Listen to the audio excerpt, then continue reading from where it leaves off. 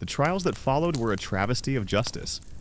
Templars who recanted their coerced confessions were often burned at the stake as relapsed heretics. Those who maintained their innocence faced continued torture. The process was designed to ensure convictions, not to seek truth. You might feel a profound sense of injustice, watching as men who had dedicated their lives to Christ were condemned by false accusations and brutal methods. You've witnessed the thunderous fall of the Knights Templar, their power shattered, their members persecuted, and their vast wealth seemingly confiscated. But as the dust settled after that fateful Friday the 13th, a new, even more tantalizing mystery began to emerge: what happened to their immense treasures.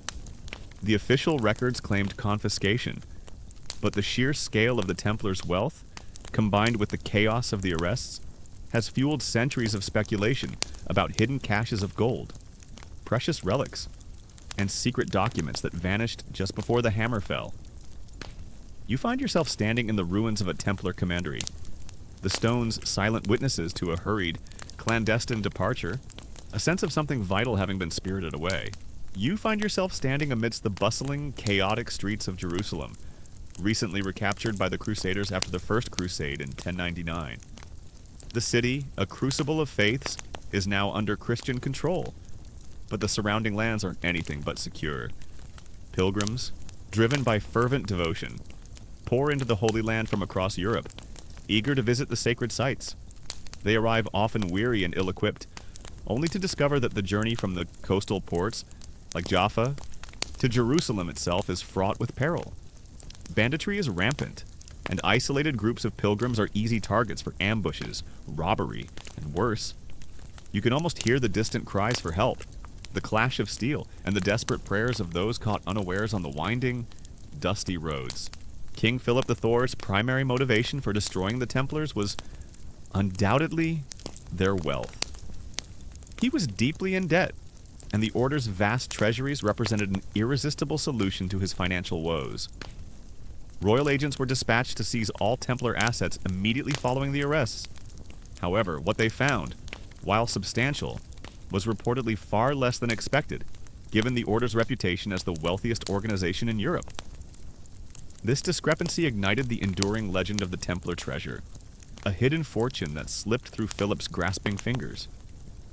You can almost see the king's furious expression, his hopes of a full coffers dashed by the apparent absence of the Order's true riches.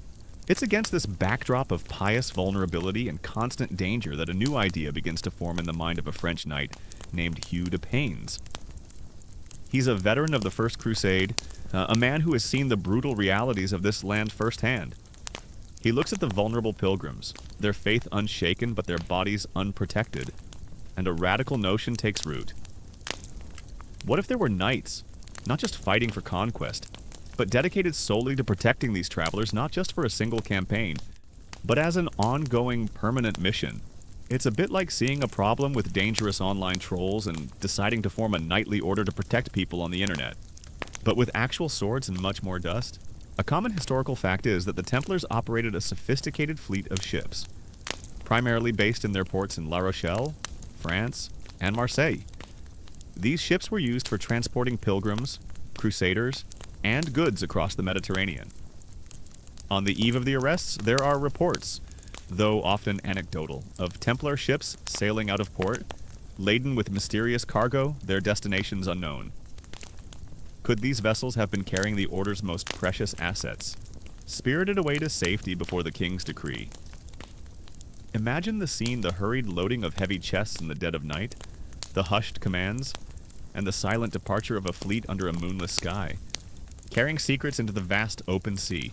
In 1119, Hugh de Paynes, along with 8 other knights, approaches King Baldwin's issue of Jerusalem. Their proposal is audacious, almost unheard of. They don't want land, titles, or wealth in the traditional sense. They want to form a new kind of religious order, warrior monks, dedicated to protecting pilgrims on the roads to Jerusalem. They would live under monastic vows of poverty, chastity, and obedience. But their primary duty would be military. Imagine pitching that to your local monarch today. Yes, your majesty, we'd like to be monks, but also we're going to carry really big swords and smash things. The nature of this supposed lost treasure is as varied as the theories surrounding it. Some believe it was simply immense quantities of gold, silver, and precious jewels, the accumulated wealth from centuries of donations and their banking operations. Imagine vaults filled to the brim with gleaming coins, sparkling gems, and ornate chalices. Others suggest it included priceless relics, perhaps even the Holy Grail itself, or fragments of the True Cross, artifacts of immense spiritual and historical value.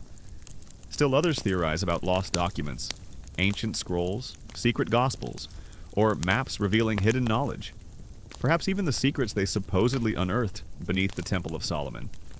The possibilities are endless, and each one more tantalizing than the last. King Baldwin II, perhaps intrigued by the novelty or simply desperate for any form of protection for his vulnerable subjects, grants them quarters in a wing of the royal palace, which was located on the Temple Mount. This location, atop the ruins of the ancient Jewish Temple of Solomon and the Dome of the Rock, would prove to be incredibly significant, not just for their name, the poor fellow soldiers of Christ and of the Temple of Solomon, but for the enduring mysteries that would later surround them. You can almost feel the weight of history under your feet as you stand on that sacred, contested ground, knowing that beneath it lie centuries of secrets. A lesser-known detail, often cited in Templar lore, is the story of a Templar convoy that allegedly departed from Paris just days before the arrests. According to some accounts, a train of 18 wagons, heavily guarded and laden with mysterious cargo, left the Templar headquarters in Paris and vanished without a trace. While concrete evidence for this specific event is scarce, the persistent legend suggests a highly organized effort to move valuable assets out of harm's way, and it's like a medieval heist movie, but with real historical stakes and no clear ending. For the first 9 years, this fledgling order remains remarkably small. Just 9 knights? Think about that for a moment. 9 guys, essentially a medieval startup with a spiritual mission, trying to secure some of the most dangerous roads in the world. They are genuinely poor, relying on donations for their sustenance. You might see them, clad in simple, worn tunics, their faces hardened by the sun and their vows, riding out in small patrols, a stark contrast to the grand, flamboyant knights of other orders. Historians still debate whether their initial small numbers were due to a lack of interest, or if they were deliberately keeping a low profile while undertaking some other, more secretive mission on the Temple Mount. This period of obscurity, combined with their later meteoric rise, fuels much of the enduring Templar mystery. Historians still debate the true extent of the Templars' wealth and what exactly happened to it. While some scholars argue that the majority of their assets were indeed confiscated and absorbed by the crown, or transferred to the Hospitallers, others maintain that significant portions were successfully hidden or moved. The lack of a definitive inventory from the time of the arrests, combined with the chaos and corruption inherent in such a massive confiscation, makes it difficult to ascertain the full truth. This remains one of the most enduring open academic questions surrounding the Templars. Their initial purpose, the protection of pilgrims, was undoubtedly noble and desperately needed. You can imagine the relief of a group of weary travelers seeing the distinctive, if still unadorned, figures of these warrior monks approaching. Their presence a promise of safety in a perilous land. But beneath this practical, charitable mission, whispers would later suggest a deeper, more profound objective, linked to the very ground upon which their headquarters stood. The theories about where the treasure might have been hidden are as diverse as the treasure itself. Some point to remote Templar castles and preceptories, particularly those in isolated regions or those with extensive underground networks. Imagine a hidden chamber beneath a castle, accessible only through a secret passage, filled with chests of gold and ancient artifacts. Others suggest it was transported to countries where the Templars were less persecuted, such as Portugal or Scotland, where the order continued to operate under different names. The true turning point for the Knights Templar comes in 1129 at the Council of Troyes. This is where their fortunes and their legend truly begin to take flight. A key figure in their rise is Bernard of Clairvaux, one of the most influential churchmen of the 12th century, a Cistercian abbot and a powerful orator. Hugh de Paynes travels to Europe to gain support, and it is Bernard who champions their cause with fervent enthusiasm. Bernard, a man of immense spiritual and political sway, writes a treatise titled De Laude Novae Militiae, in praise of the new knighthood, which extols the virtues of these warrior monks.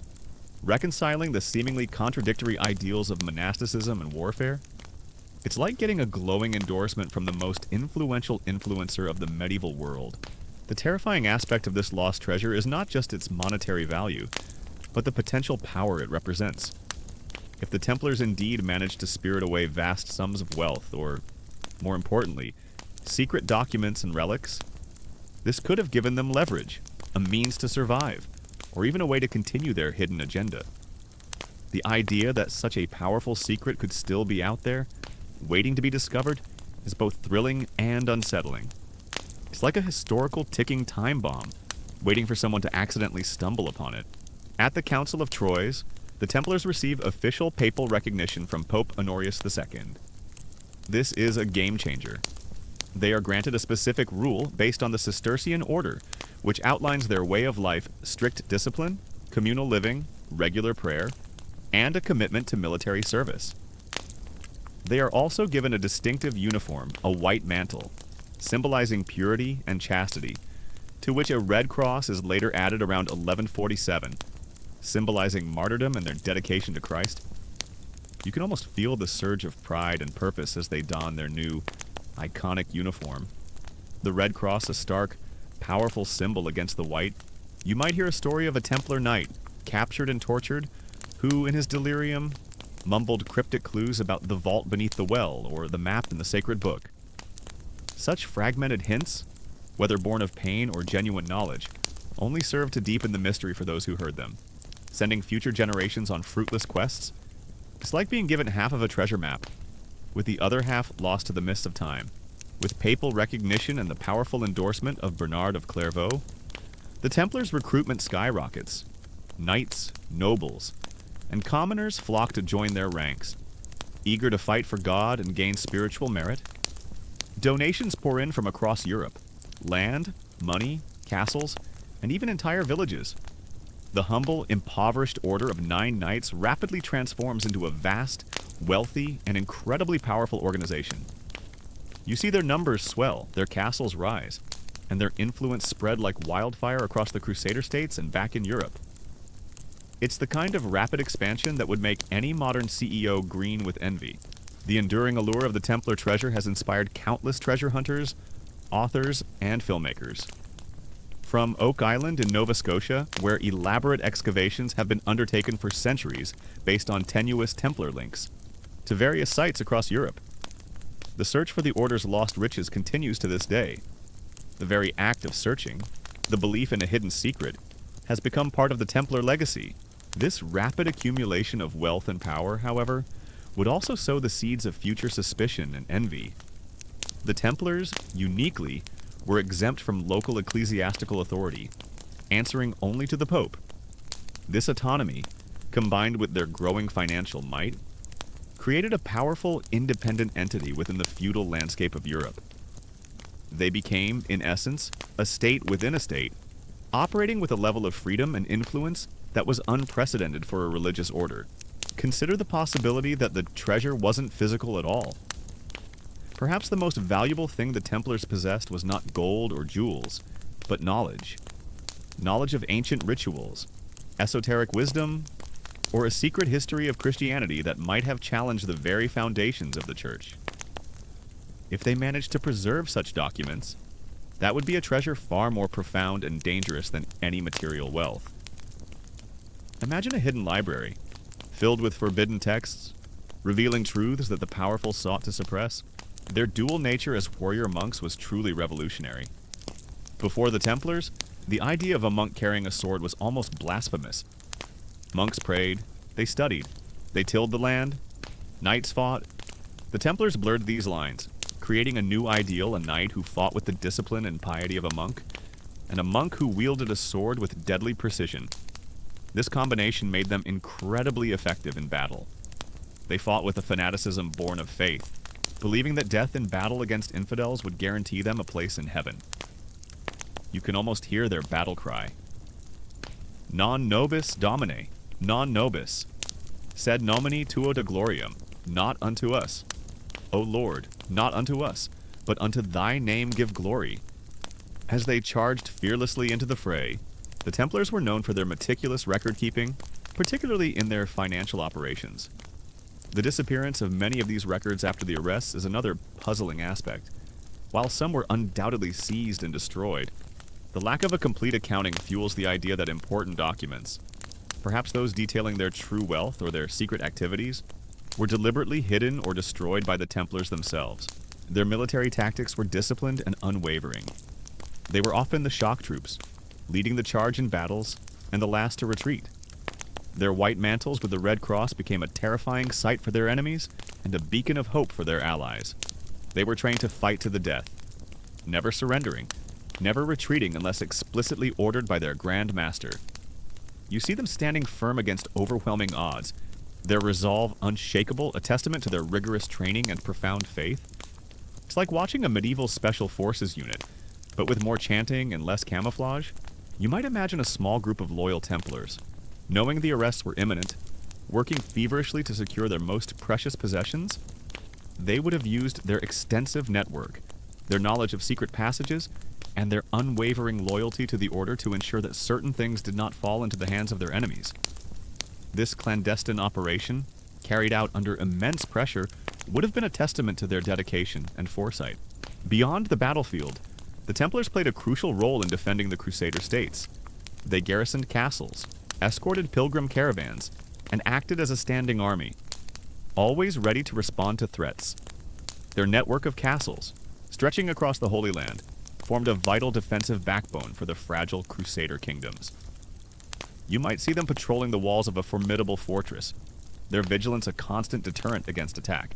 The terrifying aspect of this disappearance is the implication that the Templars had something so valuable, so dangerous, that they were willing to risk everything to keep it out of the wrong hands. What kind of secret could compel such an act of defiance? What truths did they guard that threatened the very powers that sought to destroy them? The unanswered questions continue to haunt the historical record, fueling the enduring mystique of the Order. But even as their power grew, the whispers of mystery surrounding their origins persisted. Why did Hugh de Paynes and his original 8 companions remain so few for so long? What exactly were they doing during those first 9 years on the Temple Mount? A site of immense archaeological and religious significance. While their stated purpose was pilgrim protection, some theories suggest they were engaged in something far more profound, excavating the ruins beneath the Temple of Solomon, searching for ancient relics, lost knowledge, or even the legendary treasures of the biblical temple. This early period of their existence, shrouded in secrecy, forms the bedrock of many Templar conspiracy theories. As the sun sets, casting long shadows over the ruins of what was once a mighty Templar stronghold, you are left with a profound sense of a grand disappearance. The Knights Templar, despite their dramatic downfall, managed to retain a final, tantalizing secret: the fate of their lost treasures and documents. Whether they lie buried beneath ancient stones, submerged in the depths of the sea, or hidden in plain sight, the mystery continues to call out, a silent challenge to those who seek to unravel the enduring enigma of the Knights Templar. Historians still debate whether the initial, seemingly slow growth of the Templars was a deliberate strategy to conduct secret excavations on the Temple Mount, or simply a reflection of the difficulty in recruiting for such a radical new order. While there's no definitive archaeological proof of major finds, the sheer symbolism of their headquarters, combined with their later wealth and influence, fueled speculation for centuries. It's a bit like wondering if that quiet new neighbor who suddenly became a billionaire found something interesting in their backyard. You've witnessed the dramatic, devastating fall of the Knights Templar and the tantalizing disappearance of their vast treasures. But as the official narrative declared, the Order dissolved. Whispers began, quiet at first, then growing louder through the centuries. What if the Templars didn't truly vanish? What if, instead, they simply went underground, their secret knowledge and immense wealth preserved, continuing their mission in the shadows, their legacy living on through hidden successors? You find yourself now in a realm of enduring mystery, where history blurs with legend and the echoes of a powerful order resonate in unexpected places. The transformation from a humble band of poor knights to a powerful, wealthy, and influential military religious order within a few decades is truly astonishing. Their rise was meteoric, fueled by papal backing. The charisma of Bernard of Clairvaux, and their undeniable effectiveness in the Holy Land, they became the embodiment of Christian zeal and military might, a force to be reckoned with on and off the battlefield. The idea of Templar survival isn't just a romantic notion.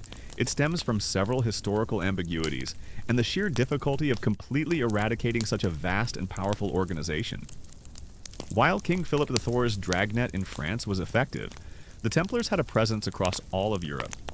In some countries, particularly where rulers were less beholden to Philip or the Pope, the suppression was far less brutal, allowing members to escape, regroup, or simply integrate into other existing orders.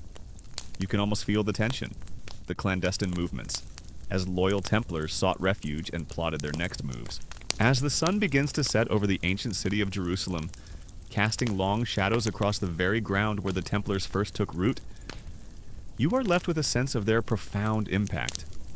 They emerged from a desperate need, forged in the crucible of the Crusades, and rose to become a power unlike any other. But with their rapid ascent came whispers of secrets, hints of hidden knowledge, and the enduring mystery of what they truly sought beneath the Temple of Solomon. The stage is set for a story of immense power, profound faith, and ultimate betrayal. A common historical fact is that in Portugal, the Templar order was not dissolved, but merely renamed. King Dinis of Portugal, recognizing the Templars' crucial role in the Reconquista, the Christian reconquest of the Iberian Peninsula from Muslim rule, refused to persecute them. Instead, he negotiated with the Pope to transfer the Templars' assets and members into a new order, the Order of Christ, in 1319. This new order adopted many Templar traditions, symbols including the distinctive Red Cross, and even some of their former properties. Imagine the Templars simply changing their uniform and name tag, continuing their work under a new banner, a clever maneuver to preserve their existence. It's like a corporate rebranding, but with knights and a lot more secrecy. You've seen the humble beginnings of the Knights Templar, a small band of warrior monks dedicated to protecting pilgrims.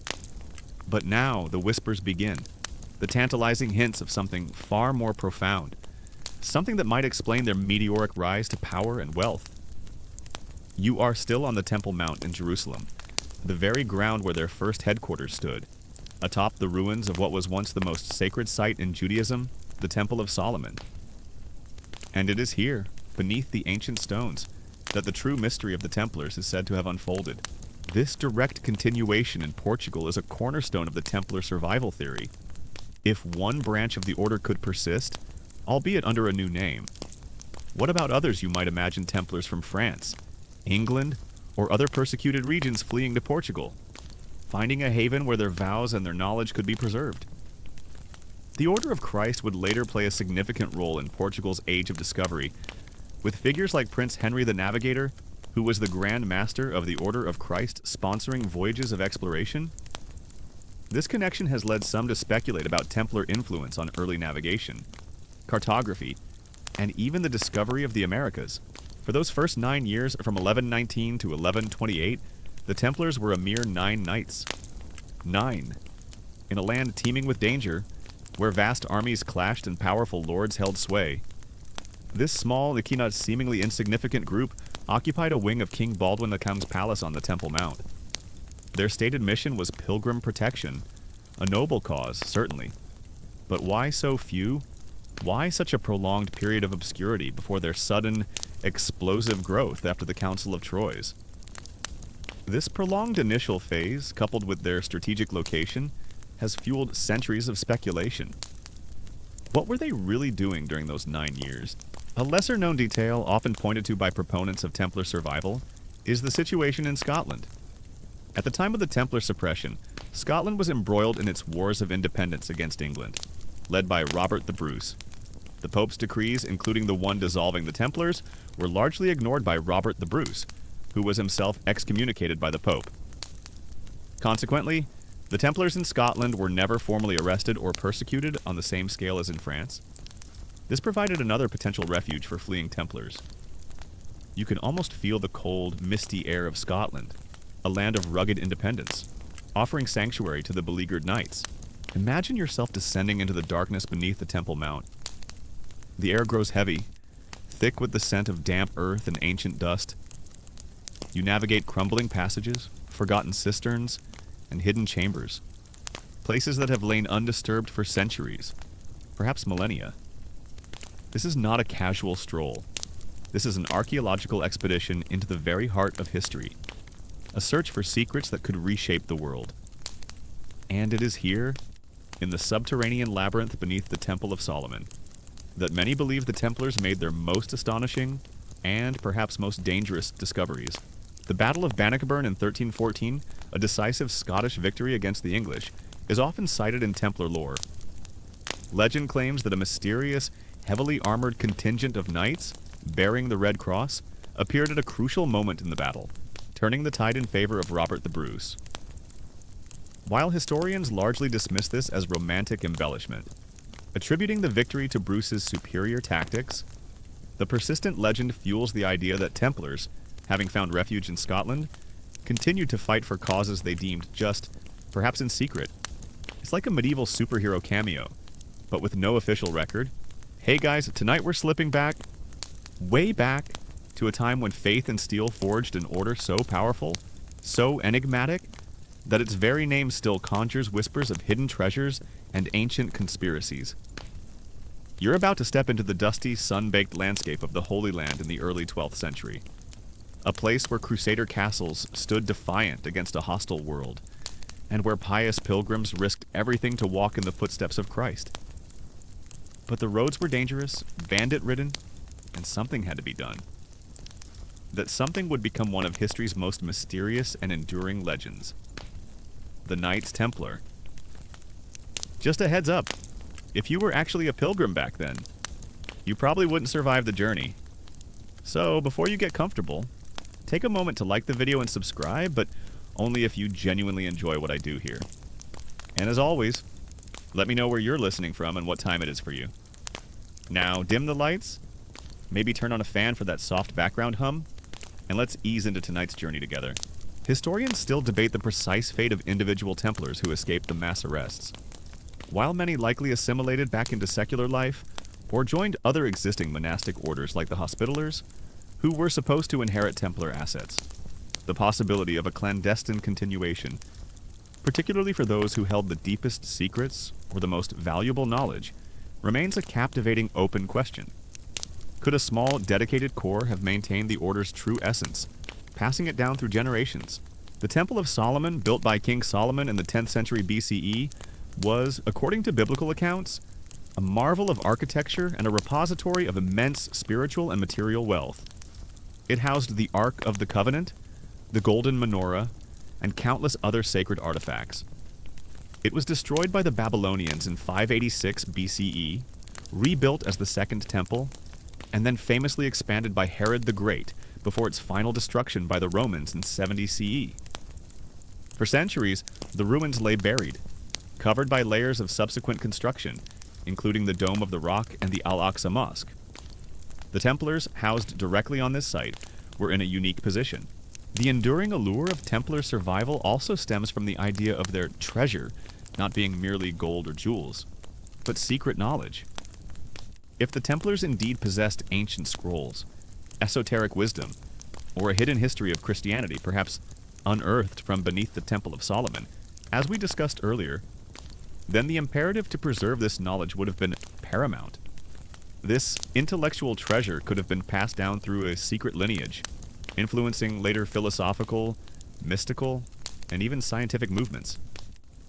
Imagine a secret library, its books filled with forbidden truths, guarded by a hidden brotherhood. Historians still debate the extent of any Templar excavations on the Temple Mount. While there's no definitive archaeological evidence of vast tunnels dug by the Templars themselves, the site was known to have extensive ancient cisterns and underground passages. It's plausible that the Templars, with their limited numbers and initial poverty, could have explored these existing subterranean structures, perhaps expanding them or clearing out debris. The sheer symbolism of the location, however, is undeniable. If you were a secret society looking for ancient knowledge, where else would you start? It's like being given the keys to the Vatican archives and being told to just clean up a bit. This leads us to the theories linking the Templars to various secret societies that emerged in later centuries. The most prominent of these connections is often made with Freemasonry. Many Masonic rituals, symbols, and organizational structures bear striking resemblances to those attributed to the Templars. The idea is that surviving Templars, or their direct descendants, formed the foundations of early Masonic lodges, preserving their traditions and knowledge within this new, ostensibly secular brotherhood. You can almost see the shared symbols, the square and compass, the emphasis on moral and spiritual building, the hierarchical degrees of initiation. The theories about what the Templars found are as numerous as they are tantalizing.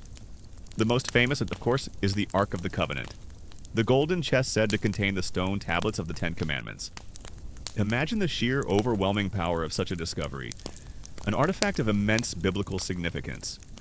You can almost feel the spiritual energy radiating from it, a force that could either bless or destroy. Other theories suggest they found the Holy Grail, not necessarily a chalice, but perhaps a lineage, a secret bloodline, or a profound spiritual truth. Still others propose ancient scrolls, lost gospels, or hidden texts that revealed secrets about early Christianity or even pre-Christian wisdom. A common historical fact about Freemasonry is that it emerged in its modern, organized form in the early 18th century, centuries after the Templars' dissolution. While there are undeniable thematic parallels, the direct historical link between the two orders is largely unproven and highly debated by academic historians. Most scholars view the Templar connection in Freemasonry as an adoptive myth, a romanticized origin story designed to give the relatively new organization a sense of ancient lineage and prestige. It's like a band claiming a famous rock star as their ancestor, even if the family tree is a bit fuzzy. A common historical fact is that the Templars, despite their vows of poverty, rapidly accumulated immense wealth after 1129.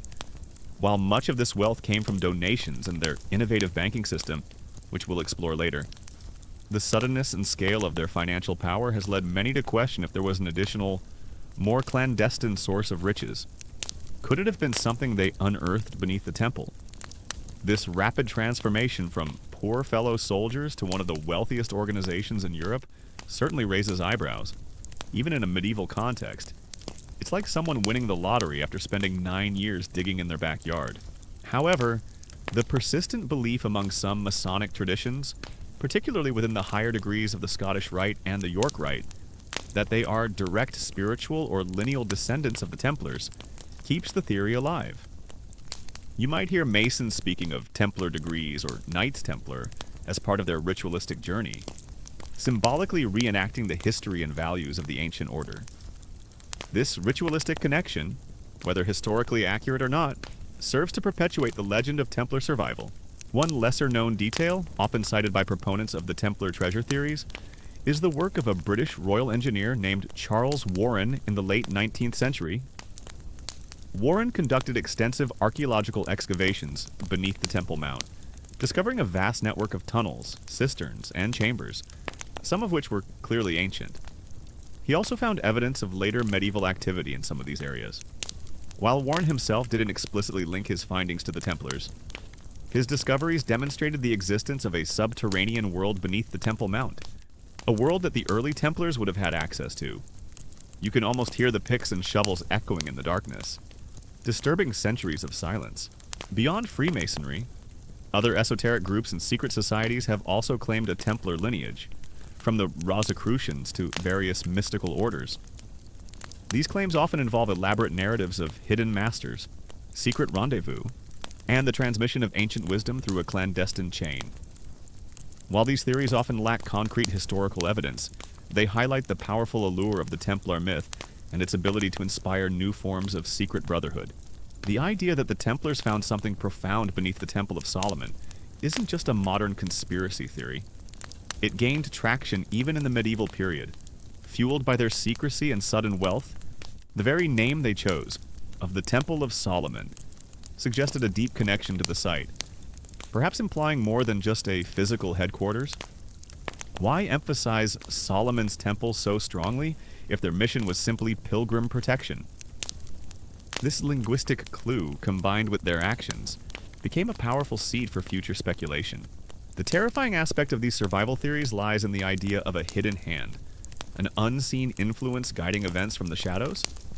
If the Templars truly survived and continued to operate in secret, what would their agenda be? What power would they wield?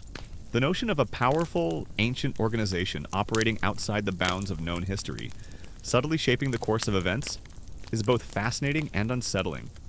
It's like discovering that the puppet master you thought was gone is still pulling the strings from behind the curtain. Consider the implications of such a discovery. If the Templars found something of immense spiritual or historical significance, say proof that contradicted established church dogma, or a relic of unimaginable power, they would have had a powerful motive for secrecy. Such knowledge could have been used to leverage influence, to gain power, or simply to protect themselves from those who would seek to suppress or exploit their findings. The terrifying aspect of this secret is not just what they found, but the burden of keeping it hidden, the constant threat of exposure, and the potential for it to unravel the very fabric of their world. You might hear a story of a medieval manuscript, discovered centuries later, containing cryptic references to a Brotherhood of the Rose and Cross, hinting at Templar connections, or a strange architectural detail in an old church, a hidden symbol that only a select few would recognize as a Templar mark. Such discoveries, often ambiguous, serve to tantalize and fuel the imagination, keeping the flame of Templar mystery alive. It's like finding a secret message in a bottle, but you're not sure if it's a genuine clue or just a very old piece of litter. Historians still debate whether the Templars were primarily a military order, a banking institution, or a secret society guarding ancient knowledge. While their military and financial roles are well documented, the persistent whispers of a hidden agenda, fueled by their origins on the Temple Mount, continue to captivate. Was the treasure they sought purely spiritual? Or was it something tangible that granted them unprecedented power? This remains one of the most enduring open academic questions surrounding the Order. The enduring fascination with Templar survival also speaks to a human desire for continuity, for the idea that something truly significant cannot be utterly destroyed. The Templars, with their dramatic rise and fall, represent a powerful archetype of power, betrayal, and resilience. The belief that they endured, that their secrets were preserved, offers a sense of hope that profound knowledge and ancient wisdom can never be truly lost. You might imagine the Grand Master of the Templars, in the dead of night, poring over ancient scrolls or examining a strange artifact unearthed from the depths. The knowledge contained within these alleged discoveries could have given them an intellectual and spiritual edge, a deeper understanding of the world and its hidden forces, setting them apart from other monastic or military orders. It's like having access to a secret library of forbidden knowledge, the kind that makes you question everything you thought you knew. Consider the vast network of Templar preceptories and castles that once spanned Europe and the Holy Land. Even after the arrests, many of these properties remained, some falling into ruin, others being repurposed. Could some of these sites have contained hidden chambers, secret passages, or buried caches that were never discovered by the royal agents? The very architecture of their strongholds, designed for defense and secrecy, lends itself to such speculation. You might imagine a hidden crypt beneath a forgotten chapel, its entrance obscured by centuries of overgrowth, waiting to reveal its secrets. The very concept of a secret within a powerful public organization is inherently alluring and terrifying. It implies hidden motives, clandestine operations, and a level of control that goes beyond the visible. For the Templars, their early secrecy on the Temple Mount became a foundational element of their mystique, a blank canvas onto which future generations would project their wildest theories and deepest fears. You can almost feel the weight of unspoken words, the pressure of a secret too dangerous to reveal. The legacy of the Templars is not just about their military prowess or their financial innovations.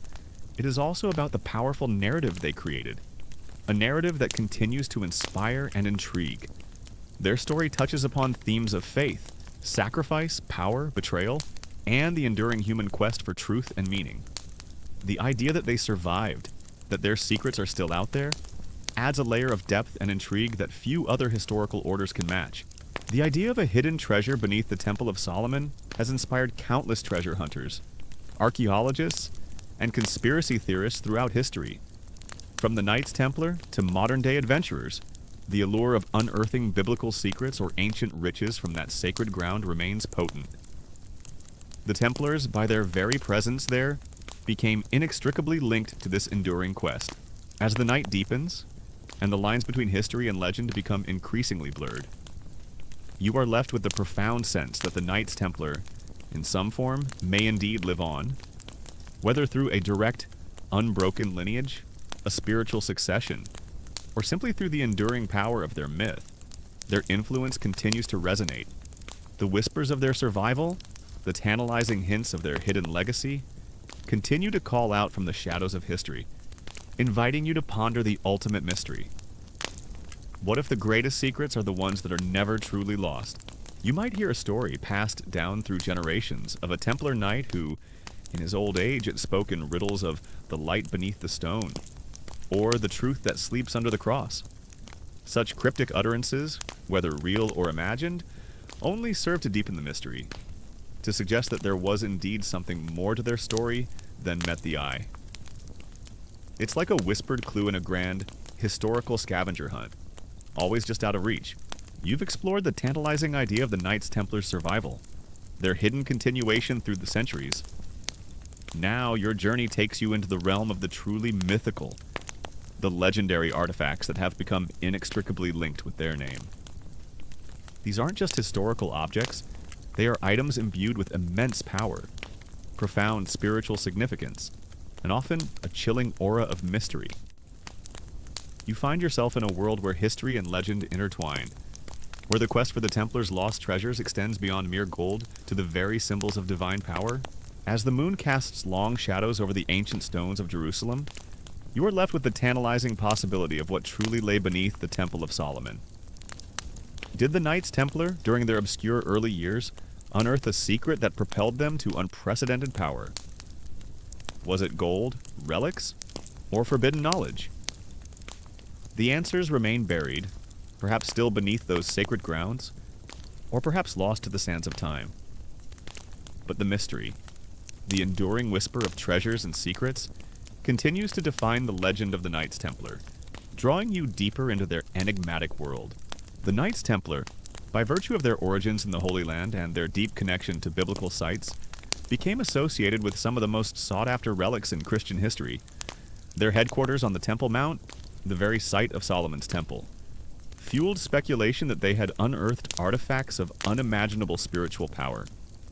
This connection, whether real or imagined, cemented their place in the lore of lost treasures and sacred objects. You can almost feel the weight of centuries of belief, the fervent hope that these legendary items might still exist, waiting to be rediscovered. You've lingered in the shadows of the Temple Mount, pondering the tantalizing secrets that might have propelled the Knights Templar from a humble band of 9 into something far grander. Now you emerge into the full glare of the medieval sun, witnessing the astonishing, almost unbelievable explosion of their power and wealth. This isn't just growth, it's a phenomenon, a rapid ascent that reshaped the very landscape of Europe and the Crusader states, transforming the poor fellow soldiers into an economic and military powerhouse. You find yourself in a bustling European city, perhaps Paris or London, where the Templar presence is now undeniable, their influence reaching into every corner of society. One of the most famous and perhaps most elusive of these legendary artifacts is the Holy Grail. While its exact nature varies in different legends, sometimes a chalice used by Christ at the Last Supper, sometimes the cup that caught his blood at the crucifixion, or even a metaphor for a secret bloodline or spiritual truth, its connection to the Templars is a persistent theme. Medieval romances, particularly those from the 12th and 13th centuries, often link the Grail to the Knights Templar, portraying them as its guardians or seekers. Imagine the Templars not just as fierce warriors, but as the silent, vigilant protectors of the ultimate sacred relic, a chalice glowing with an otherworldly light. After their official recognition at the Council of Troyes in 1129, and with the fervent endorsement of figures like Bernard of Clairvaux, the floodgates opened, donations poured in from kings, nobles, wealthy merchants, and pious commoners across Europe. Land, castles, money, goods, and even entire villages were bequeathed to the order. This wasn't just charity, it was an investment in salvation. Donors believed that by supporting the Templars, who were fighting for Christ in the Holy Land, they would gain spiritual merit and secure their place in heaven. You see vast estates being signed over, chests overflowing with coins, and newly built commanderies. Templar administrative centers springing up like mushrooms after a spring rain. A common historical fact is that the legends of the Holy Grail predate the formal establishment of the Knights Templar, appearing in Arthurian romances in the late 12th century. However, the Templars, with their piety, their military prowess, and their presence in the Holy Land, quickly became integrated into these evolving narratives. The idea that such a powerful, sacred object would require the protection of warrior monks made perfect sense to the medieval mind. It's like a medieval crossover episode, where the most famous knights get involved in the most famous quest.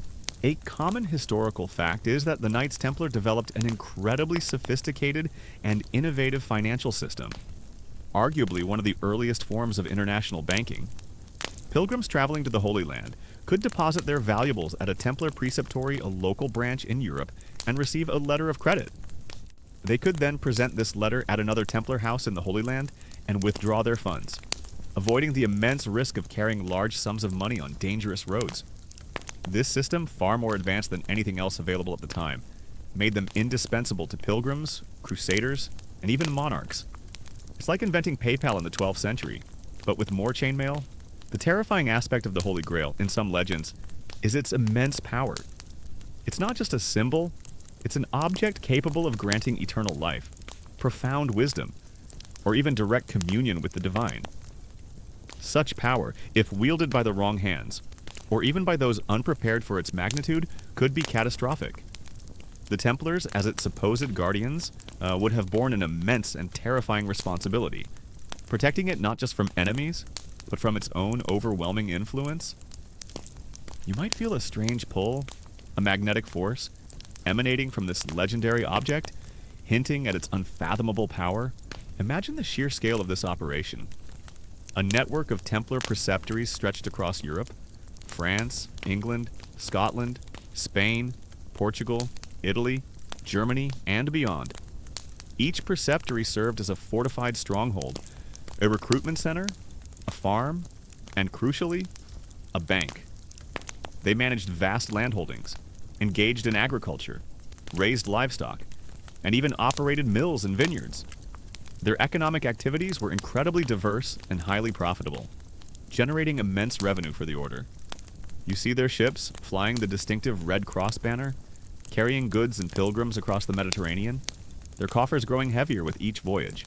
Historians still debate the precise origins of the Holy Grail legends and their specific connection to the Templars.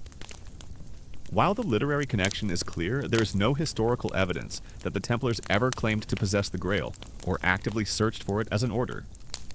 Most scholars view the Templar Grail link as a later romantic embellishment, a literary device that capitalized on the Order's mystique. This remains one of the most enduring open academic questions surrounding the Templars and their legendary artifacts. This financial prowess gave them unprecedented influence. Kings and nobles, perpetually short of funds for wars or grand projects, increasingly turned to the Templars for loans. The Order became the primary bankers to many European monarchs, including the King of France and the King of England. They held royal treasuries, managed tax collections, and even acted as financial agents for the Pope. This made them not just military allies, but indispensable economic partners, granting them immense political leverage. You can almost hear the clinking of coins, the rustle of parchment as loan agreements are signed, binding monarchs to the Templars. A lesser-known detail, sometimes linked to the Templars, is the legend of the Ark of the Covenant. As we discussed earlier, the Templars' headquarters on the Temple Mount, the very site where the Ark was believed to have been housed in Solomon's temple, naturally led to speculation that they might have unearthed it. While there's no historical proof, the idea that the Templars, during their secretive early years, discovered and perhaps even removed the Ark, adds another layer of profound biblical mystery to their story. Imagine the sheer, overwhelming power of the Ark, the same power that parted seas and leveled cities, now in the hands of a secret order of warrior monks. Their military might grew in parallel with their financial power. From those initial 9 knights, their numbers swelled into the thousands. Perhaps as many as 20,000 members at their peak, though only a fraction of these were actual knights. The majority were sergeants, squires, and chaplains, supporting the fighting force. They maintained vast stables of war horses, armories filled with the finest weapons and armor, and a network of formidable castles across the Holy Land. These castles, like Safed and Tortosa, were not just defensive strongholds, they were symbols of Templar power, imposing structures that projected their authority across the Crusader states. You see their disciplined ranks, clad in white mantles with a red cross, marching with an unwavering resolve that strikes fear into their enemies. The Ark of the Covenant, according to biblical accounts, was a golden chest containing the tablets of the Ten Commandments. Imbued with the direct presence of God, its power was both miraculous and terrifying, capable of bringing victory to armies but also death to those who touched it improperly. If the Templars indeed found it, the burden of protecting such a volatile and sacred object would have been immense, a secret that could shatter the world if revealed or misused. You might feel a strange tingling sensation, a sense of immense spiritual energy, as you contemplate the possibility of the Ark's presence. The Templars were also granted extraordinary privileges by the papacy. They were exempt from all local ecclesiastical authority, answering only to the Pope himself. This meant they could build churches, collect tithes, and even bury their dead on their own lands without interference from local bishops. They could cross borders freely. Their property was protected, and they were forbidden from paying taxes to secular rulers. This level of autonomy made them a truly unique and powerful entity, operating almost as an independent state within the Christian world. It's like having diplomatic immunity, but for an entire army of warrior monks. A lesser-known detail about the Templars' financial operations is their role in developing early forms of bills of exchange and promissory notes.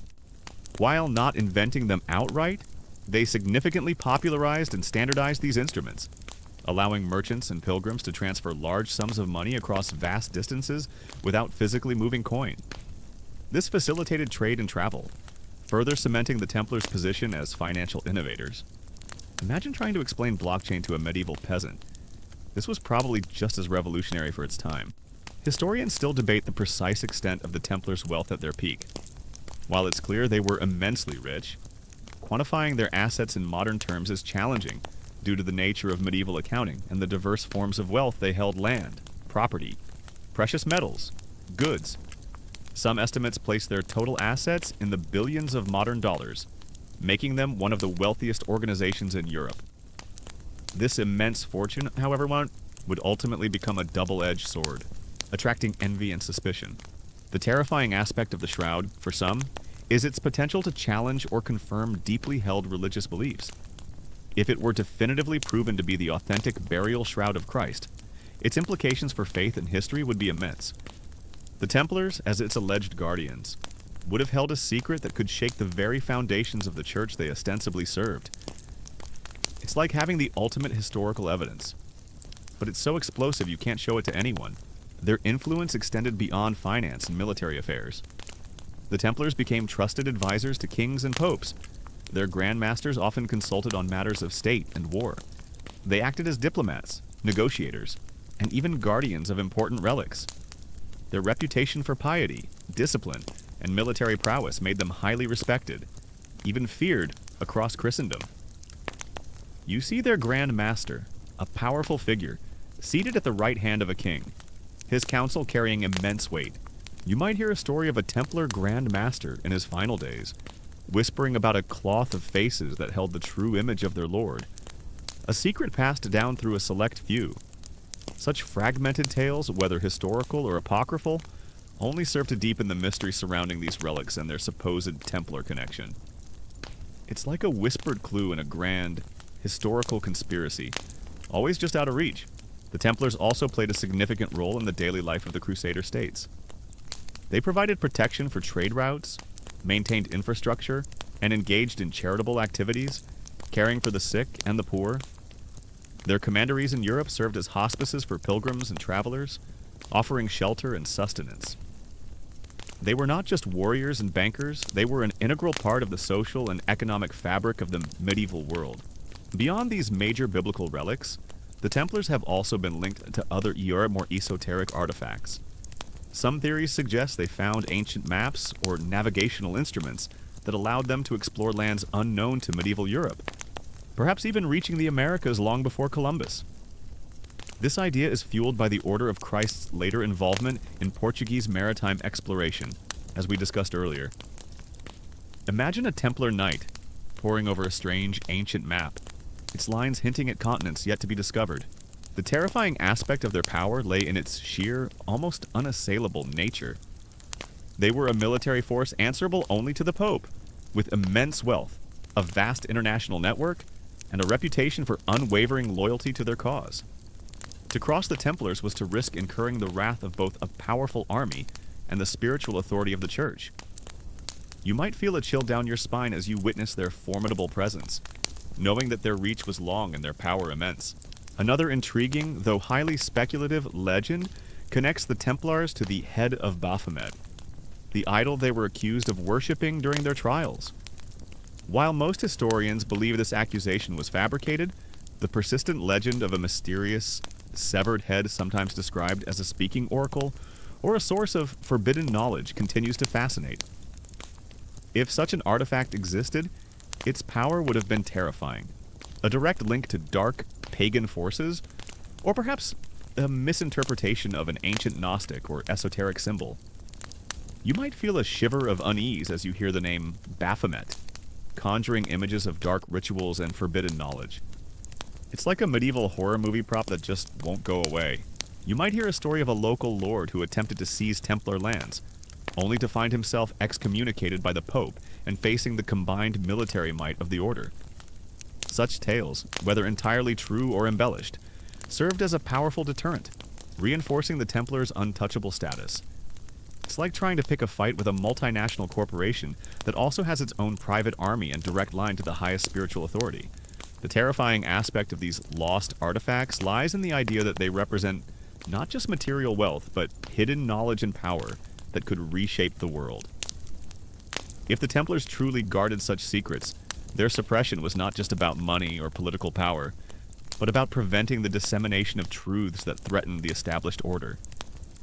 The notion that these items might still be out there, waiting to be discovered, is both thrilling and unsettling.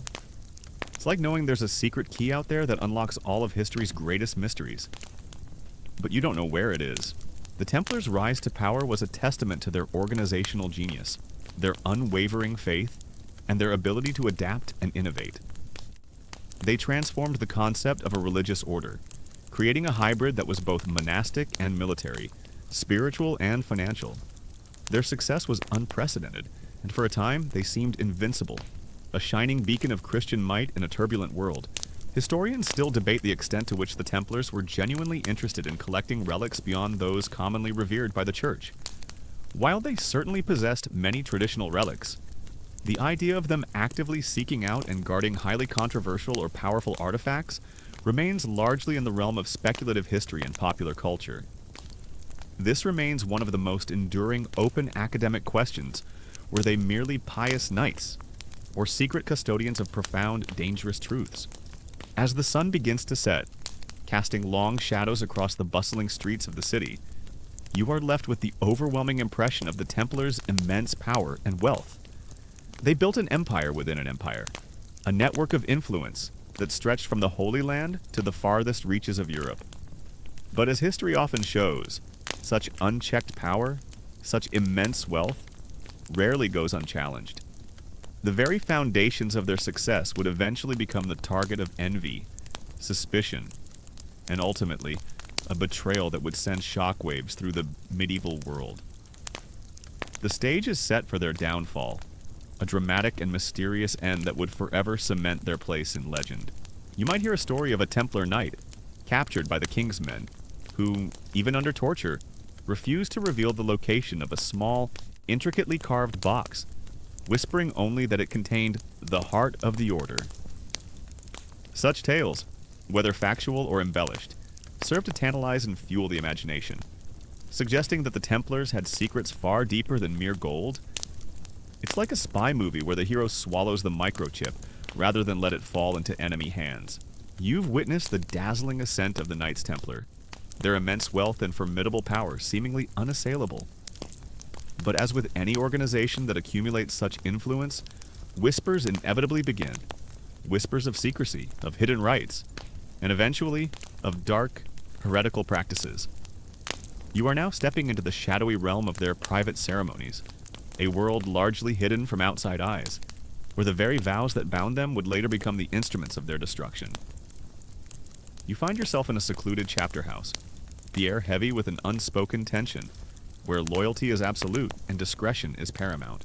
The enduring allure of these lost artifacts speaks to a fundamental human desire for ultimate answers, for tangible proof of the divine, or for forbidden knowledge. The Templars, by their very existence and their dramatic demise, became the perfect vessel for these legends, their story intertwining with some of the most profound mysteries of Western civilization.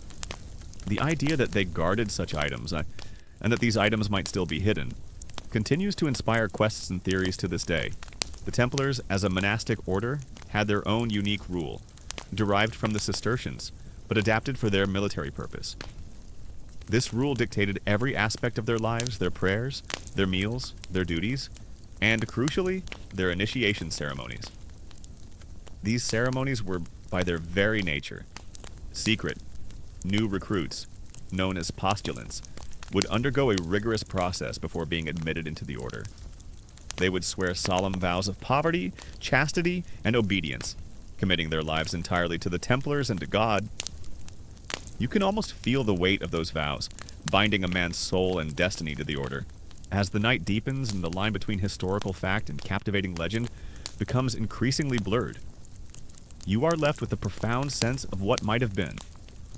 The Knights Templar, a real historical order, became the unwitting guardians of some of the most powerful and mysterious artifacts in human lore.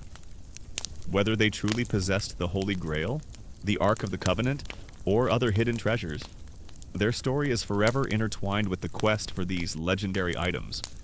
The whispers of these lost artifacts, the tantalizing hints of their existence, continue to call out from the shadows of history, inviting you to ponder the ultimate mystery.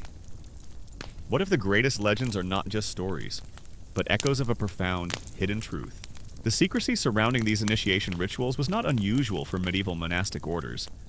Many had private ceremonies to maintain discipline, protect their internal workings, and foster a sense of brotherhood among members.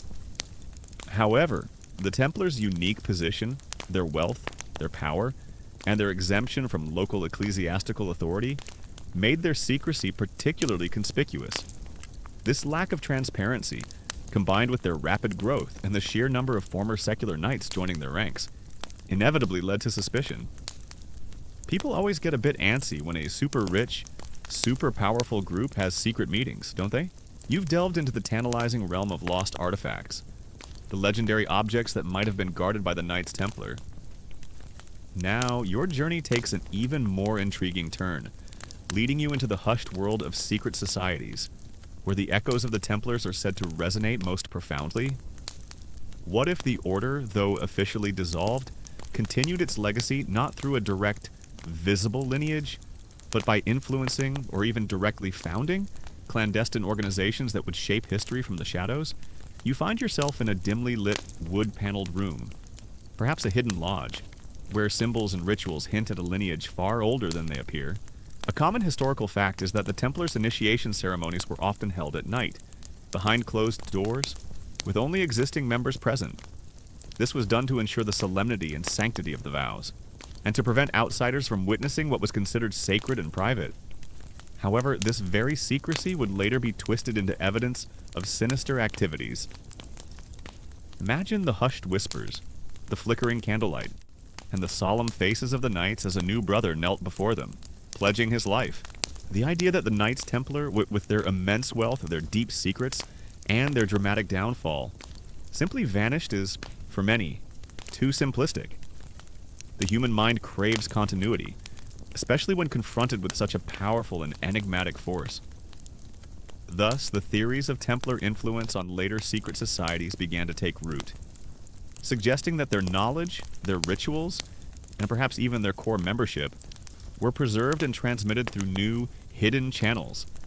It's like a medieval franchise that went underground after a hostile takeover, only to re-emerge with new branding centuries later. The accusations that would later be leveled against the Templars were shocking and sensational, painting a picture of a deeply corrupted and heretical organization. These charges included denying Christ, spitting on the cross, worshipping an idol often referred to as Baphomet, engaging in sodomy, and practicing illicit kisses during their initiation rites. These were grave charges, punishable by death, and designed to utterly discredit the order in the eyes of the faithful. You can almost hear the gasp of horror from the medieval populace as these accusations spread like wildfire. The most prominent and enduring connection drawn between the Knights Templar and later secret societies is, without a doubt, with Freemasonry. Freemasonry, as a formal, organized brotherhood, emerged in the early 18th century in Great Britain, but its origins are often shrouded in myth and speculation. Many Masonic rituals, symbols, and organizational structures bear striking resemblances to those attributed to the Templars, particularly within the higher degrees of certain Masonic rites. You can almost see the shared motifs, the emphasis on moral and spiritual building, the hierarchical progression through degrees, the use of allegorical narratives, and the strong sense of brotherhood and secrecy. Historians still debate the veracity of these accusations. While some scholars argue that certain practices, misinterpreted or exaggerated, might have existed, such as symbolic denial of Christ to prepare knights for capture and torture in the Holy Land, the vast majority agree that the more extreme charges, particularly idol worship and widespread sodomy, were fabricated or coerced confessions. The question remains, was there any truth to the whispers, or was it all a calculated smear campaign? This is one of the most enduring open academic questions surrounding the order. A common historical fact is that while modern Freemasonry emerged centuries after the Templars' dissolution, many Masonic traditions, particularly those within the Scottish Rite and the York Rite, incorporate Templar degrees or Knights Templar as part of their ritualistic journey.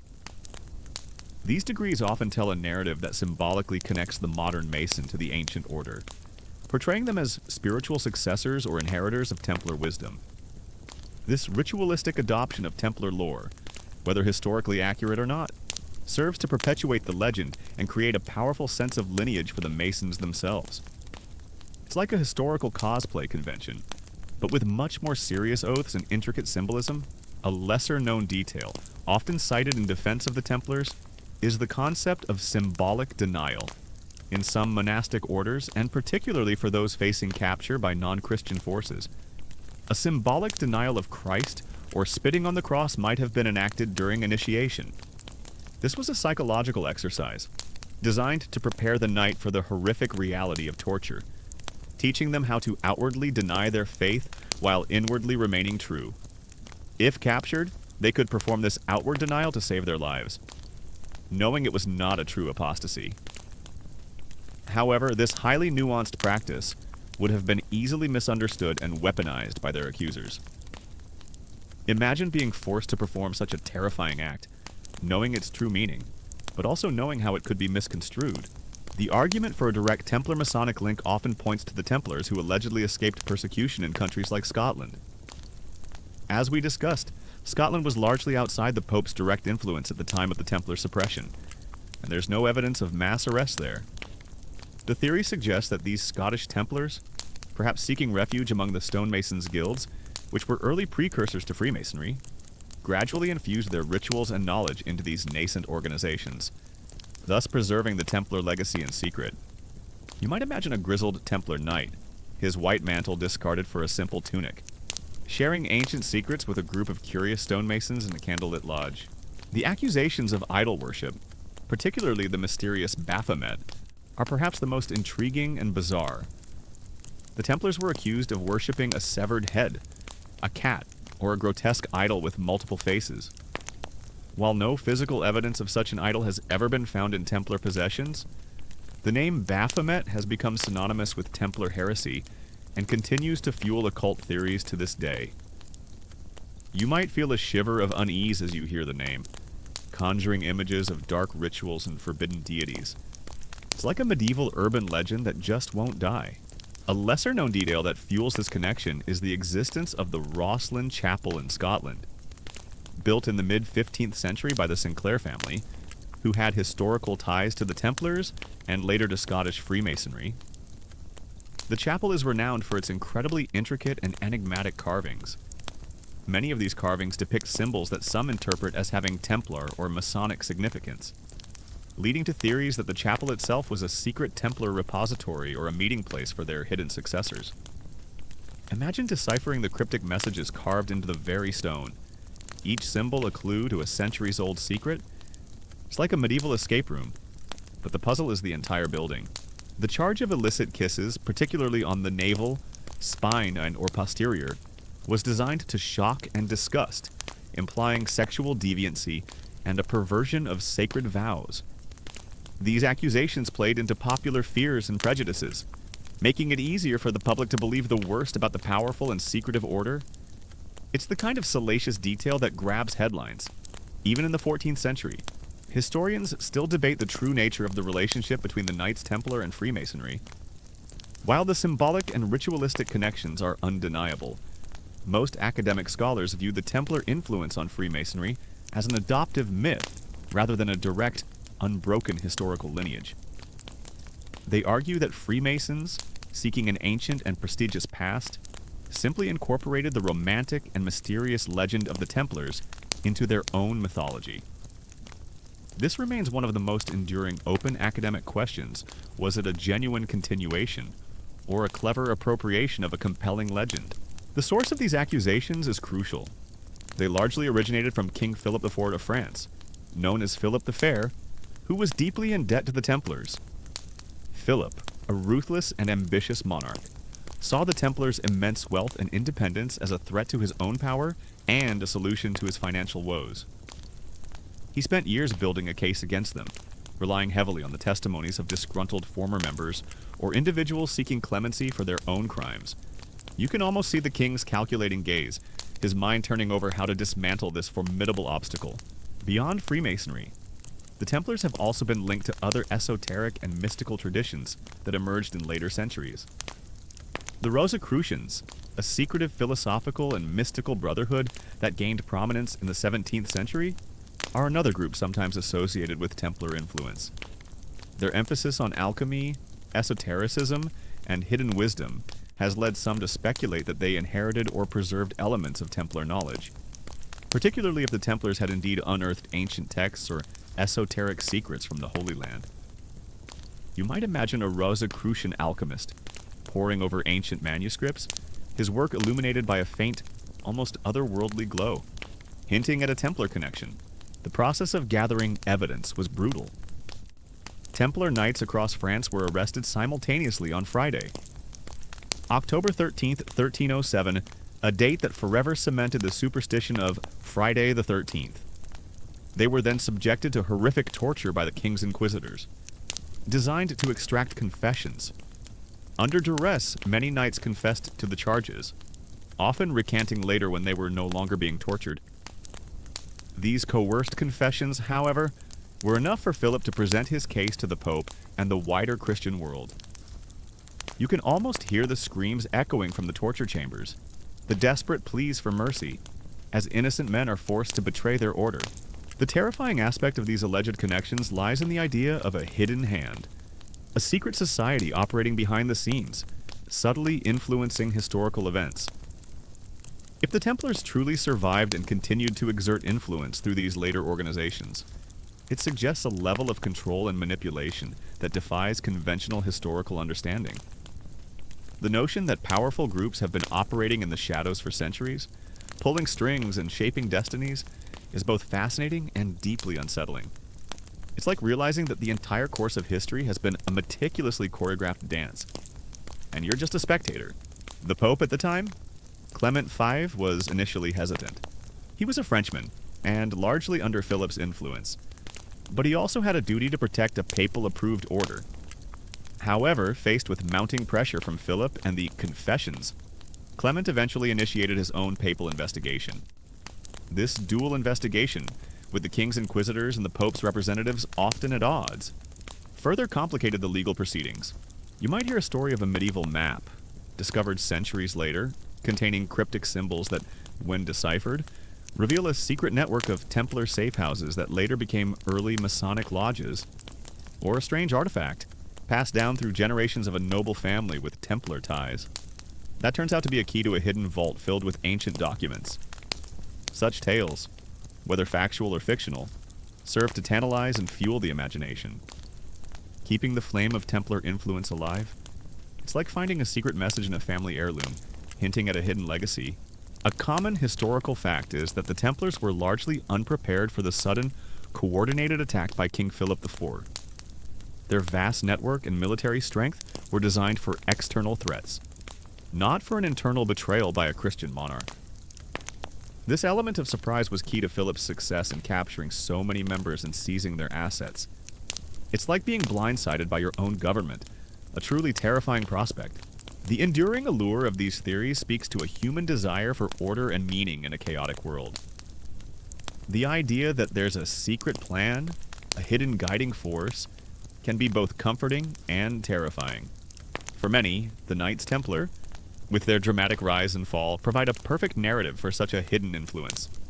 A secret history running parallel to the official one.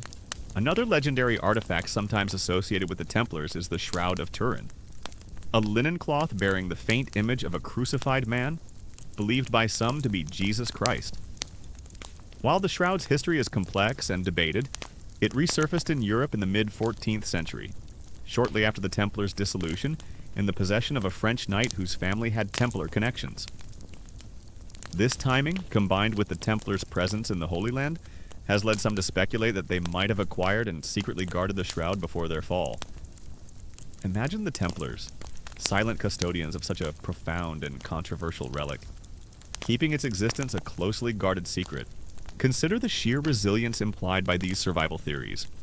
Despite the brutal suppression, the torture, and the official dissolution, the core essence of the Templars, their knowledge, their spirit, somehow endured. This suggests an almost unbreakable will, a dedication to their cause that transcended physical destruction. It's a testament to the power of belief and brotherhood, even in the face of overwhelming adversity. The terrifying aspect of this period was the absolute power wielded by the king and the Inquisition. Once accused, there was little hope of acquittal. The system was rigged against the Templars, designed to secure their downfall and confiscate their immense wealth.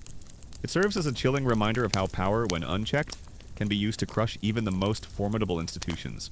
The Templars' influence, whether direct or symbolic, on later secret societies also highlights the enduring power of their mystique. Their story, filled with crusades, hidden treasures, secret rituals, and dramatic betrayal, became a fertile ground for the imagination.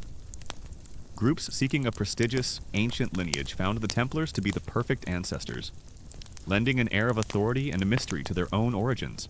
You might hear a story of Jacques de Molay, the last Grand Master of the Templars, who, after initially confessing under torture, famously recanted his confession while at the stake, proclaiming the innocence of the order and cursing the king and the pope. His defiant death, burned at the stake in 1314, became a powerful symbol of Templar martyrdom and an enduring part of their legend. His curse, according to legend, foretold the deaths of both Philip IV and Clement V within a year. A prophecy that chillingly came true.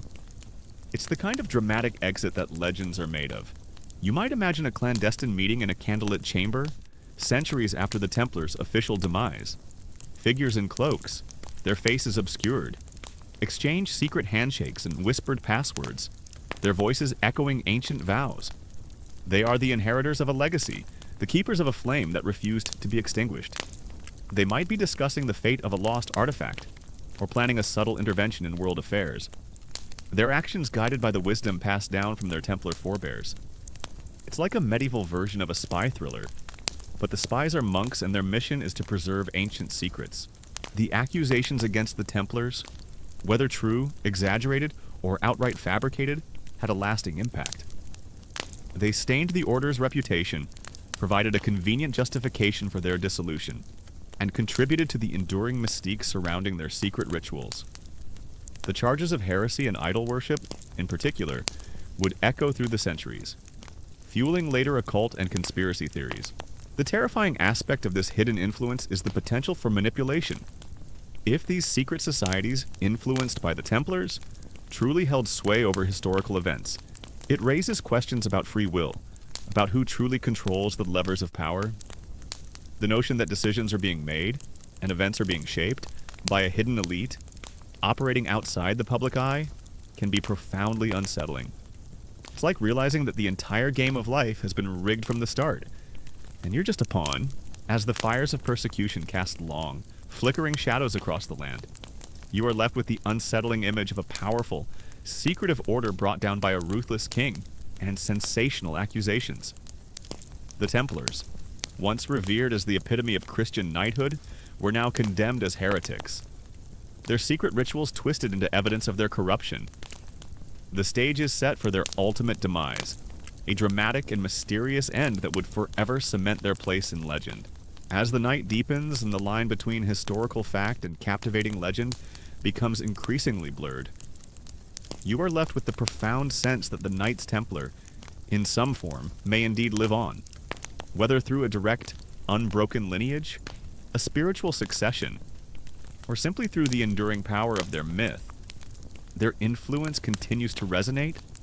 The whispers of their survival, the tantalizing hints of their hidden legacy, continue to call out from the shadows of history, inviting you to ponder the ultimate mystery. What if the greatest secrets are not just stories, but echoes of a profound, hidden truth?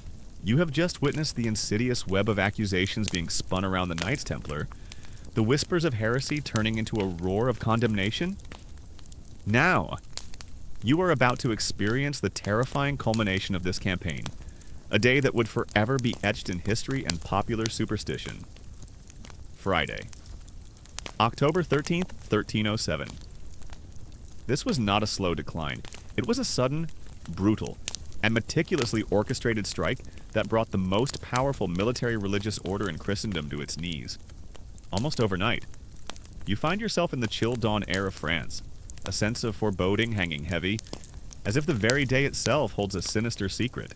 You have journeyed through the dramatic rise and fall of the Knights Templar, explored the tantalizing theories of their lost treasures, and delved into the whispers of their secret continuation through later societies.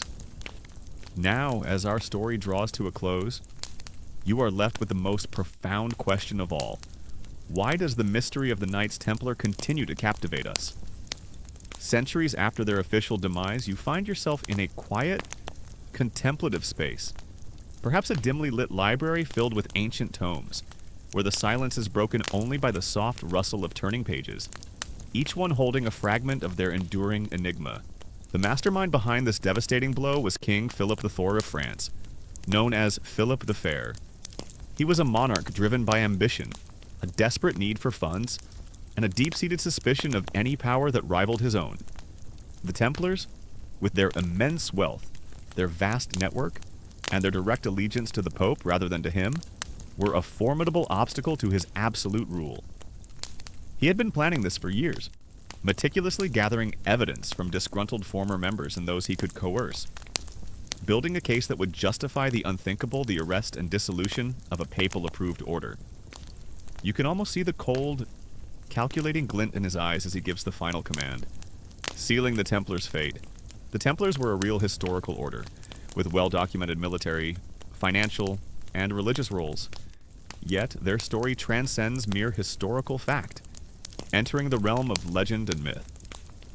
This enduring fascination stems from a potent combination of elements: their dramatic origins, their rapid and immense accumulation of power, the profound secrecy surrounding their rituals, their sudden and brutal suppression, and the tantalizing possibility that their most valuable assets, whether material or intellectual, vanished without a trace. It's a narrative tailor-made for mystery, a historical puzzle with too many missing pieces. A common historical fact is that the date of the arrests, Friday, October 13th, 1307, is widely believed to be the origin of the superstition surrounding Friday the 13th as an unlucky day. While the exact historical link is debated by some, the sheer scale and suddenness of the Templars' downfall on this specific date certainly contributed to its ominous reputation. Imagine waking up on that Friday, going about your daily business, completely unaware that a coordinated strike of unprecedented scale is about to unfold across an entire kingdom. It's like a medieval flash mob, but instead of dancing, everyone gets arrested.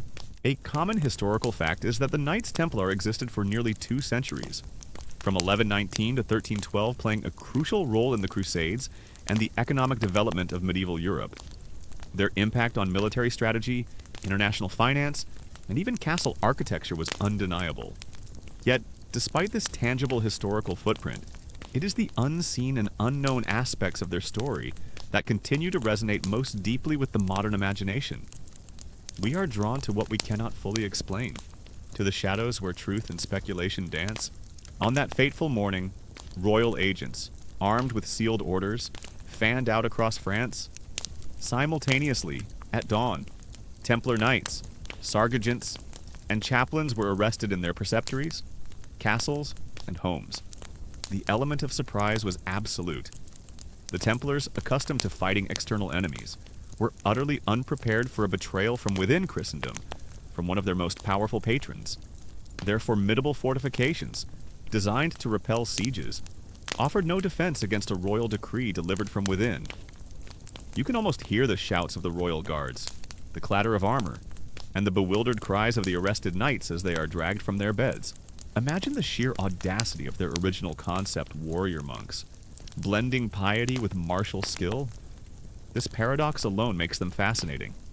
They were men of God who killed in his name, bound by monastic vows yet wielding immense worldly power.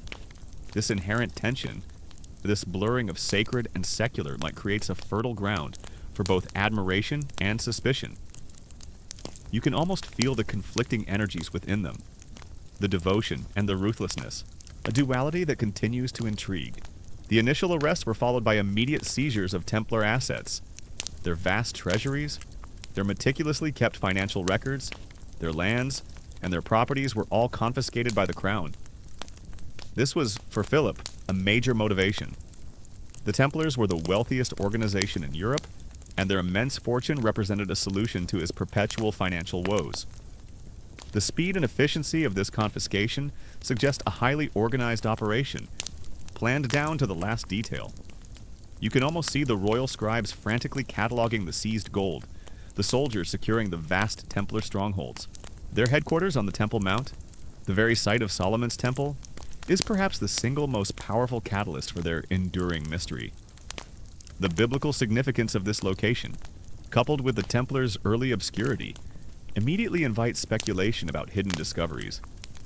What did they find beneath those ancient stones? Was it gold, relics, or forbidden knowledge? The very name of the Temple of Solomon became a whispered promise of profound secrets, a tantalizing clue that has kept treasure hunters and conspiracy theorists busy for centuries. It's like finding a treasure map where the X is marked over the most famous landmark in the world. The arrests were accompanied by a propaganda campaign designed to justify Philip's actions to the wider Christian world. Letters were sent to other European monarchs, detailing the shocking accusations of heresy, idol worship, and depravity. The charges, as you know, were sensational and deeply offensive to medieval sensibilities.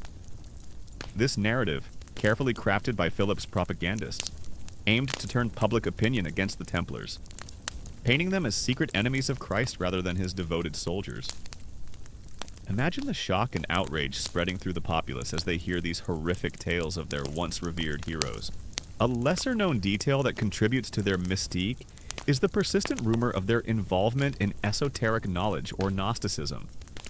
While the accusations of heresy were largely fabricated, the idea that the Templars might have encountered ancient mystical traditions in the Holy Land, perhaps even incorporating some into their own secret rituals, adds another layer of intrigue.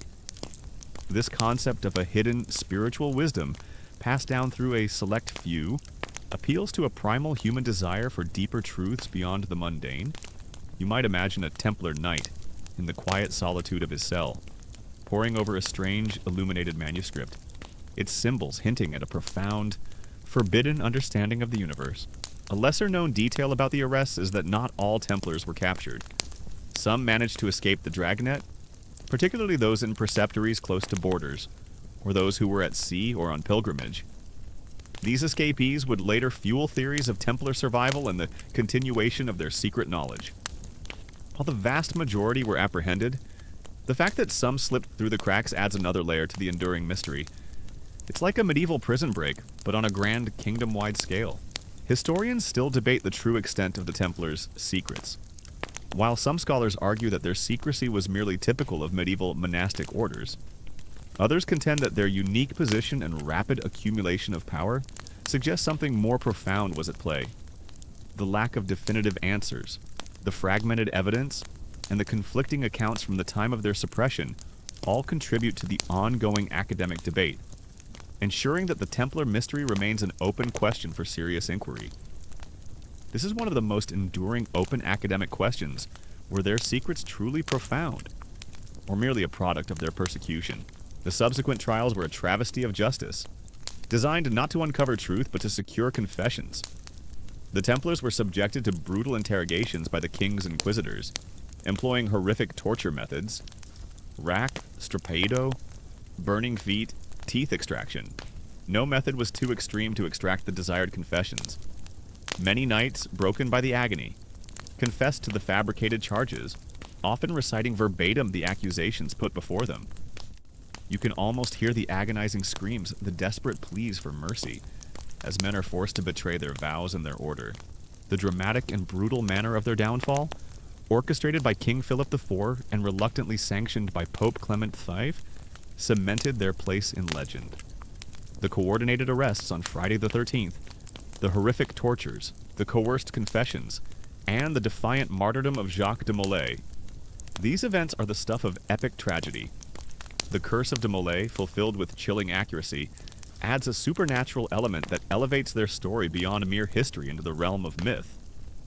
You can almost hear the crackling flames, the Grand Master's final, defiant words, echoing through the centuries, binding his accusers to a terrible fate. Historians still debate the true motivations of the individual Templars who confessed. While torture undoubtedly played a major role, some scholars suggest that certain aspects of their secret initiation rituals, perhaps misunderstood or exaggerated, could have been interpreted as heretical by the inquisitors. Others argue that some disgruntled former members, seeking revenge or personal gain, willingly provided false testimony. The truth is likely a complex mix of coercion, fear, and perhaps a desperate attempt to survive. This remains one of the most enduring open academic questions surrounding the Templars' confessions. The disappearance of their vast wealth is another major component of the enduring mystery. Despite the extensive confiscations, the perceived discrepancy between their known riches and what was actually seized has fueled countless treasure hunts. The idea that a vast fortune, perhaps containing priceless relics or documents, might still be hidden, waiting to be discovered, is a powerful draw. It taps into our innate desire for adventure and the thrill of uncovering a long-lost secret. It's like a real-life scavenger hunt, but the prize could be world-changing. Pope Clement V, initially hesitant and caught between his duty to protect a papal order and the immense pressure from King Philip, eventually succumbed, faced with the confessions extracted under torture and Philip's relentless political maneuvering. Clement initiated his own papal investigation. While the papal process was ostensibly more just than the king's, it was still heavily influenced by the prevailing accusations and the political climate. The Pope, a Frenchman, was effectively a prisoner of Philip's will, residing in Avignon rather than Rome. Their alleged survival through groups like the Order of Christ in Portugal, or through their supposed influence on Freemasonry and other secret societies, adds another layer of intrigue. The notion that a powerful ancient organization could continue to operate in the shadows, subtly influencing history, is both fascinating and unsettling. It speaks to a human fascination with hidden power structures and clandestine operations. The idea that not everything is as it seems on the surface. You might feel a subtle shift in the air, a sense of unseen forces at play, as you contemplate the possibility of their hidden legacy. The trials dragged on for years, marked by recantations, further torture, and the burning of those who dared to retract their confessions. Templars who initially confessed under torture and later recanted were deemed relapsed heretics and condemned to death by fire. This served as a chilling deterrent for others who might consider retracting their statements. You can almost smell the acrid smoke, feel the heat of the flames, as brave men choose martyrdom over false confession, their defiant cries echoing in the square. The Templar story touches upon universal themes: faith and betrayal, power and corruption, loyalty and sacrifice. These are themes that resonate deeply with the human experience, making their narrative timeless and compelling. They were heroes, then villains, then martyrs, their image constantly shifting, reflecting the anxieties and desires of different eras. The most famous of these martyrs was Jacques de Molay, the last Grand Master of the Knights Templar. After years of imprisonment and torture, he initially confessed to some of the charges. However, on March 18, 1314, as he stood before the Notre Dame Cathedral in Paris, awaiting his final judgment, he famously recanted his confession. He declared the order innocent of the charges and proclaimed his own innocence, stating that he had sinned by confessing to lies. He was immediately condemned as a relapsed heretic and burned at the stake on a small island in the Seine River. His defiant death became a powerful symbol of Templar martyrdom. The very ambiguity of their story is its greatest strength, because so much remains unknown, because the historical record is incomplete or contradictory. There is ample room for speculation, for theories, for the imagination to run wild. The Templars become a blank canvas onto which we project our own fears, hopes, and desires for hidden knowledge and secret power. They are a mirror reflecting our own fascination with the unseen and the unexplained. According to legend, as the flames consumed him, Jacques de Molay cursed King Philip IV and Pope Clement Montfait, summoning them to meet him before God's judgment seat within a year. Chillingly, both Philip and Clement died within months of Molay's execution. Philip died in November 1314, and Clement died in April 1314. This uncanny fulfillment of the Grand Master's dying curse only added to the mystique and tragic legend of the Templars. It's the kind of dramatic, almost supernatural ending that makes for a truly captivating story. You might hear a modern-day historian, with a twinkle in their eye, admit that despite all the research, there's still something about the Templars that just feels mysterious. Something that defies easy explanation. Or a conspiracy theorist, with fervent conviction, lay out a complex web of connections that links the Templars to everything from the American Revolution to modern financial systems. Both, in their own way, are testament to the enduring power of the Templar myth. Finally, on March 22nd, 1312, at the Council of Vienne, Pope Clement V formally dissolved the Knights Templar with the papal bull Vox in excelso. The order was not condemned as heretical, but rather dissolved for the general good of the Church, due to the scandal and controversy surrounding it. Their vast properties were ostensibly transferred to the Knights Hospitaller, another military order, though in reality, much of it was seized by various monarchs, particularly Philip IV, the order that had stood for nearly 2 centuries. A beacon of military and financial power was no more. You can almost hear the collective sigh of relief from the monarchs who benefited from their downfall, and the quiet despair of those who still believed in their innocence. The terrifying aspect of their enduring mystery is the idea that perhaps, just perhaps, some of those secrets are still out there. That the hidden knowledge they guarded, the powerful artifacts they possessed, or the clandestine influence they wielded might still exist, waiting to be uncovered, potentially reshaping our understanding of history, religion, and power itself. It's like a lingering echo in a vast, empty hall, a sound that hints at a presence long gone, but not entirely forgotten. The sudden and brutal fall of the Templars sent shockwaves across Europe. It demonstrated the immense power of a king to challenge even a papal-approved order, and it left a lasting scar on the reputation of the Church. The Templars, once revered, were now a cautionary tale, their names synonymous with heresy and betrayal. As the final words settle, and the images of crusader knights, secret rituals, and hidden treasures begin to fade, allow your mind to gently release the grip of these tales. The mystery of the Knights Templar, though profound and captivating, now recedes into the soft shadows of your consciousness. Feel the gentle hum of the fan, the quiet stillness of the night around you. The journey through their enigmatic world is complete, and you are safe, tucked away in the comfort of your own space. Let the lingering echoes of their legend lull you into a deep, peaceful slumber, knowing that the greatest mysteries are often the ones that remain, forever, just out of reach. As the fires of persecution die down, and the dust settles over the confiscated Templar lands, you are left with a profound sense of a monumental injustice. A powerful order, built on faith and valor, was dismantled by greed and political ambition. Its members tortured and executed on false pretenses. But even as the order officially ceased to exist, the mystery of its hidden secrets and the fate of its vast, unrecovered wealth would continue to tantalize generations to come. The stage is set for the enduring legend of their survival and the whispers of their hidden legacy,